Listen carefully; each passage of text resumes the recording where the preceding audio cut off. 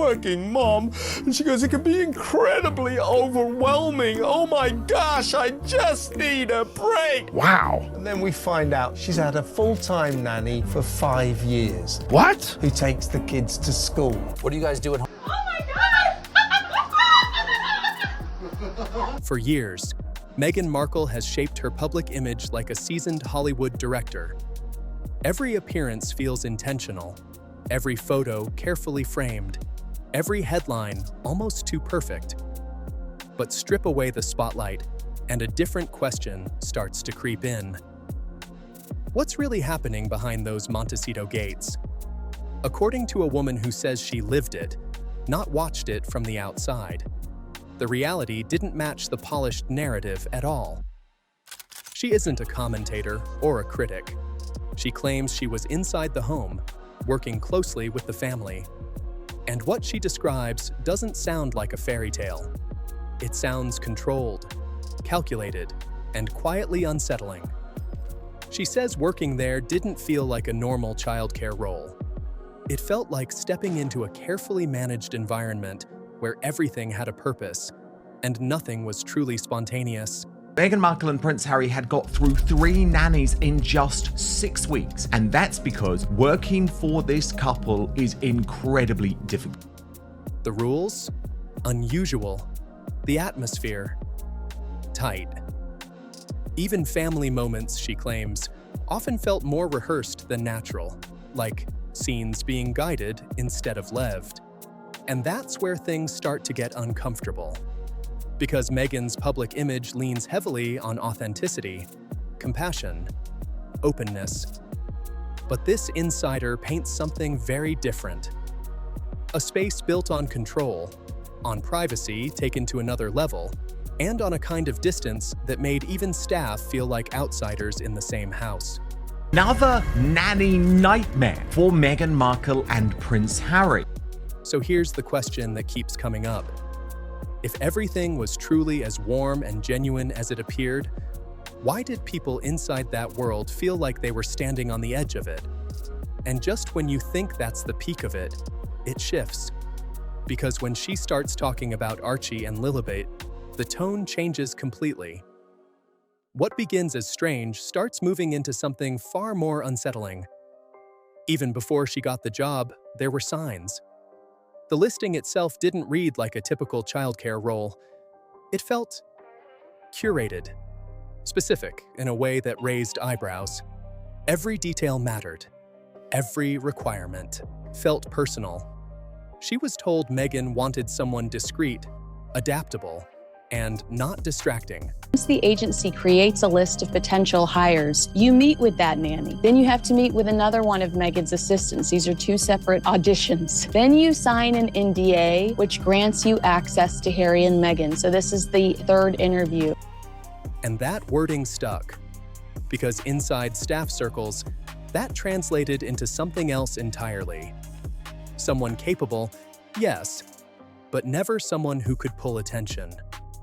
There were whispers that appearance, social presence, even personal life were quietly evaluated behind the scenes. Not officially, never openly, but enough for candidates to notice. And that's when the first real doubt set in. A nanny with her own kids? Too complicated. Someone in a relationship? Too risky. That was the unspoken filter. The message came through loud and clear. Your life couldn't compete with Meghan Markle's world. It had to revolve around it. This wasn't just a job asking for professionalism. It was asking for full commitment. Working so hard. Is she really? Or is she just saying she is? Well, according to their tax documents, they work 1 hour a week. Available whenever needed. No questions asked. Late night calls, constant readiness, and almost zero personal boundaries quickly became the expectation. What should have felt like a normal family role started to feel something else entirely.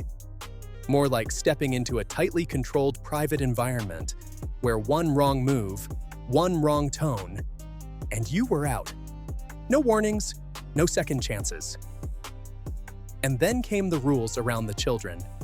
Access wasn't natural, it wasn't open, It was strictly controlled. Agency has specifically been instructed to hide Harry and Meghan's identity from the applicant. They just want to make sure you're comfortable working with Meghan because of her. Everything happened on Meghan's terms. No clear hours, no casual bonding, no spontaneous moments. Just structure, silence, and precision. The nanny nearly walked away right there. But one line in the description kept pulling her back in. All activities within the residence are subject to observation. At first, it sounded like standard security. Nothing unusual, but it wasn't. The moment she arrived at the Sussex home, the energy felt off. Not messy, not chaotic. The opposite. Too perfect, too quiet. Like the entire space had been staged and frozen in place. She expected a normal interview. Instead, she stepped into what felt like an audition. A trial day where she was told to act naturally, observe routines, and stay relaxed. But what she didn't know, every single move was being watched. Hidden cameras tracked everything. The way she walked, the way she spoke, even the way she smiled. And later, she realized this wasn't about safety. This was about control. A system designed to study people, to analyze them. Almost like casting roles in a private production. Archie and Lily have finally been unmasked. Oh, H, they're already out there. They're already out there, H. So of course I've got to use them to sell my clothes, to sell my wine, to sell my makeup, to sell whatever else comes next, probably children's clothing at some point. If you came across too confident, you were seen as difficult, too quiet, not engaging enough. There was a very narrow lane you had to fit into. Because this wasn't just about hiring a nanny. It was about finding someone who could disappear into Meghan Markle's carefully curated world without disrupting it. And when the formal interview finally happened, it didn't feel like a conversation about childcare at all. It felt like a test. How do you handle being corrected? How do you react when people misunderstand you? Simple questions on the surface, but loaded underneath. Because what they were really measuring wasn't skill, it was control, emotional control, compliance, the ability to adapt, adjust, and never push back. By the end of that first day, the nanny understood something important. She hadn't stepped into a family, she had stepped into a production. And like any production, there was one person with final say, one person controlling the final cut. From the outside, Prince Harry and Meghan Markle looked aligned, a united front, building their own path away from tradition. But inside that California home, the reality felt more complicated. I'm a great mum, I'm a great wife, I'm a great friend, I'm also incredibly modest. I mean, what a boaster. Stop boasting about yourself. What's wrong with her? She is racked with epic insecurity, isn't she? Quiet disagreements, subtle tension, and two completely different visions sitting under the same roof. Harry, raised inside structure and royal protocol, leaned toward what he knew. He believed their children should grow up with stability, discipline, and professionalism. For him, hiring a Norland-trained nanny wasn't just a preference, it was a symbol, a connection to the system he came from, and a way to bring order into a new life. But Meghan saw it. The nanny that the couple have been relying on for some time wants out. Someone who matched her California lifestyle. Less rigid, more relaxed, socially aware, and fitting into an image that felt current, polished, and on brand. This wasn't about tradition for her. It was about control over the narrative. And that's where the tension really started to build. Because this wasn't just a disagreement about childcare. It was deeper than that. It was about identity, about what kind of family they were going to be. Every detail turned into a quiet battle. The nanny's accent, her clothing, her demeanor, even the way she carried herself. Small things on the surface, but underneath, they represented two completely different worlds pulling in opposite directions. Sources say the arguments weren't loud. or explosive. No shouting, no dramatic scenes. Instead, it was colder than that. Long pauses, tight smiles, conversations that ended without resolution. Harry would reflect on warmth, on the kind of upbringing he remembered from his mother. But trust me, this is all part of Meghan's sinister plan to commercialize her children, to pimp them out for financial gain, and I'm not being sucked in by it at all. Meghan would push back with independence, privacy, and control over their environment. Two mindsets, constantly brushing against each other behind closed doors. And in the end, one vision took over. The traditional structure faded out. The uniform, the formality, the old system. Gone. What replaced it was something else entirely. A home that felt curated, polished, and carefully managed down to the smallest detail. Harry adapted, at least on the surface. But those around him started noticing subtle changes. A shift in energy, a quiet adjustment that didn't go unnoticed. And the nanny, watching all of this unfold from the inside, started to realize something even bigger.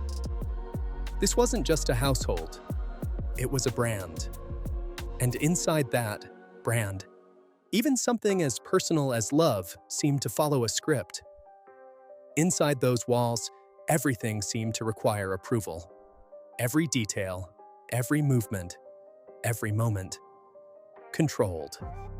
And among all the quiet whispers drifting through the Sussex household, one topic stood out, the one nobody wanted to say out loud. The nanny, spending long hours inside the mansion, started noticing something she couldn't ignore. Something that didn't line up. Despite being there daily, there were no clear signs of an expectant mother. No routine medical visits, no visible preparation that you'd normally expect. No small natural clues that usually come with that stage of life. At first, she brushed it off. Meghan Markle was known for valuing privacy, so maybe everything was just kept tightly under wraps. But as days turned into weeks, and weeks into months, that explanation started to feel thinner and thinner. Because the silence didn't change. It stayed the same. Too consistent. Too controlled. Staff didn't openly talk about it, but you could feel it. Subtle looks, pauses in conversation, moments where people clearly knew something didn't add up, but chose not to go there. Then public images would surface, photos showing Meghan with a baby bump, and inside the house, that created a quiet wave of confusion, because the people who were actually there didn't see what the world was being shown. The nanny later admitted she didn't want to believe any rumors. She tried to rationalize it, tried to make it make sense, but her own experience kept clashing with what was being presented publicly. "I never saw what I was supposed to see," she recalled, and that line stuck. Some staff, she claims, were subtly warned, not directly threatened, but clearly guided. Certain topics were off limits. Certain conversations were not to happen. No questions, no speculation, no discussion. The atmosphere shifted. It got heavier. Like there was an invisible line nobody was allowed to cross. For someone whose public image is built on authenticity and openness, that contrast felt hard to ignore. And for those inside that house, one question just kept hanging there.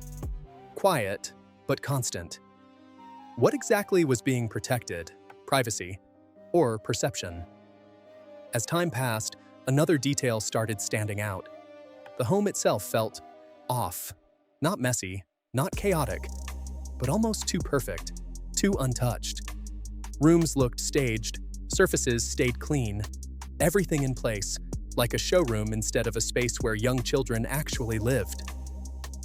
The nanny started looking for small normal signs.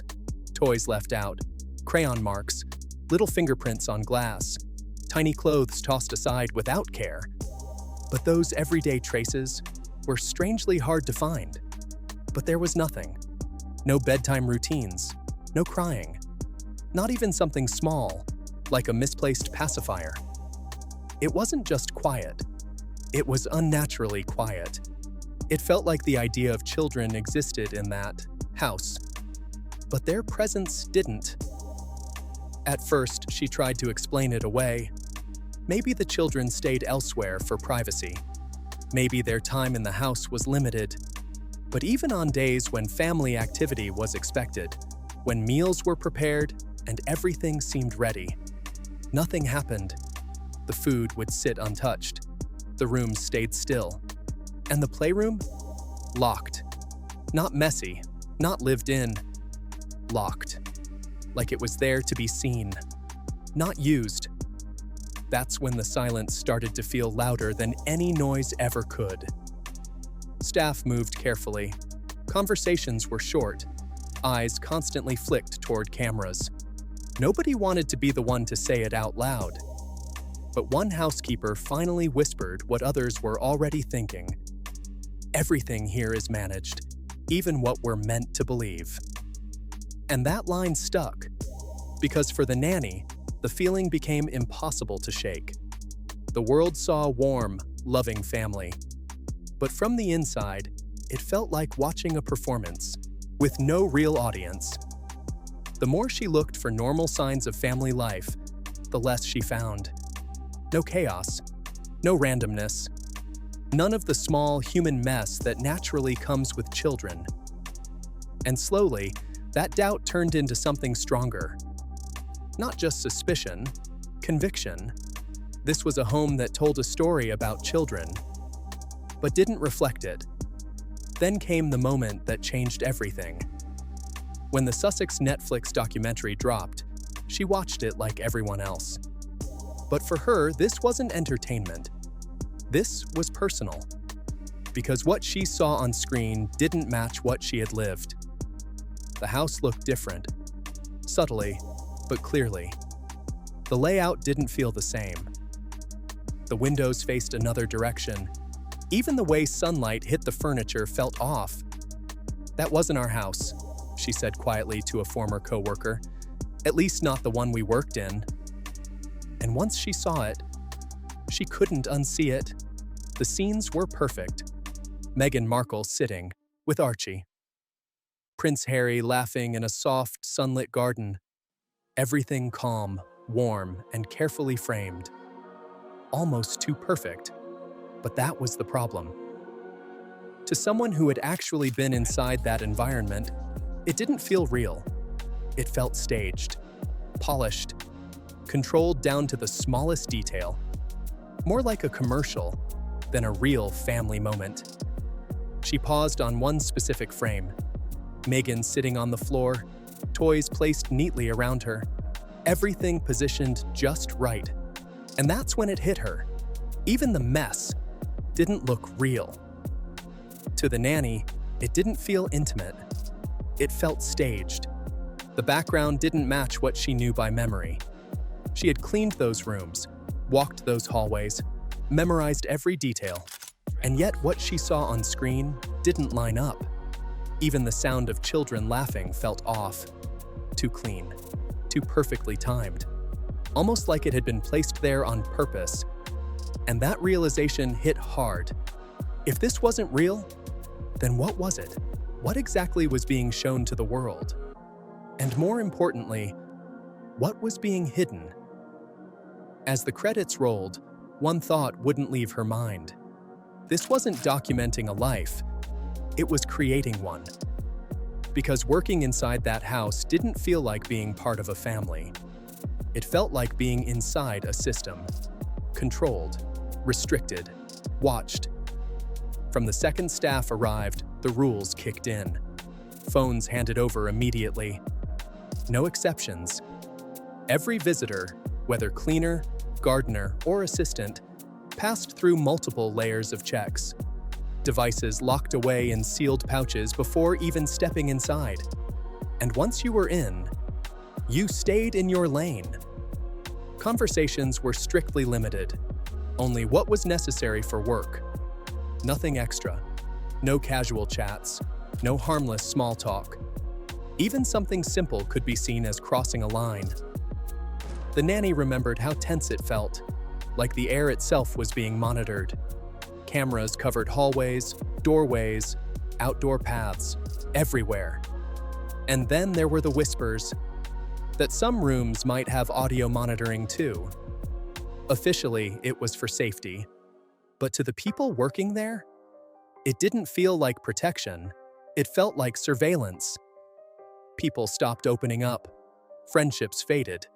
Conversations became stiff, careful, calculated. Even asking something basic like, "How are you?" could draw attention, could lead to a warning. Because privacy, in that house, wasn't just important, it was enforced. And over time, that pressure started changing people. The nanny noticed it in everyone, even in Prince Harry. He didn't seem the same, less relaxed, less open. His laughter, when it happened, felt brief, almost like it slipped out, and then disappeared just as quickly. By the end of each day, staff didn't leave chatting or laughing. They left quietly, tired, drained, uneasy. What was supposed to be a peaceful home started feeling like something else entirely. A place built on control and silence. And behind those perfectly maintained gardens and polished surfaces, something else became clear. Trust was almost non-existent. Then the nanny started noticing a pattern, a very specific one. Every time cameras were expected, everything changed. Rooms that had been untouched for days suddenly came alive. Flowers appeared, toys showed up, blankets were placed perfectly on chairs, books arranged with precision. Even framed family photos seemed to appear out of nowhere. But it didn't feel natural. It didn't feel like a home being lived in. It felt like a set being prepared. Like everything was being arranged for a moment that needed to look perfect. And one day, it became impossible to ignore. During preparation for a private shoot, Meghan Markle's team moved quickly, adjusting, placing, correcting every detail. The children were said to be there, but the house? Still silent. No movement, no laughter, no sound at all. And then the photographers arrived, and just like that, everything switched on.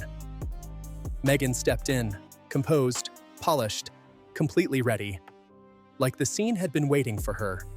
Calm, controlled, camera ready. Every movement looked planned. Every angle felt intentional. The way Meghan Markle smiled, paused, looked down, then subtly turned toward the lens. It didn't feel spontaneous. To the nanny, it didn't look like motherhood unfolding naturally. It looked like positioning. Later, when the famous chicken coop photos surfaced, showing Meghan and Prince Harry casually feeding hens with the kids, something didn't sit right inside the house. Staff exchanged looks, quiet ones, the kind where nobody says anything, but everyone's thinking the same thing. Because none of them remembered that moment ever happening.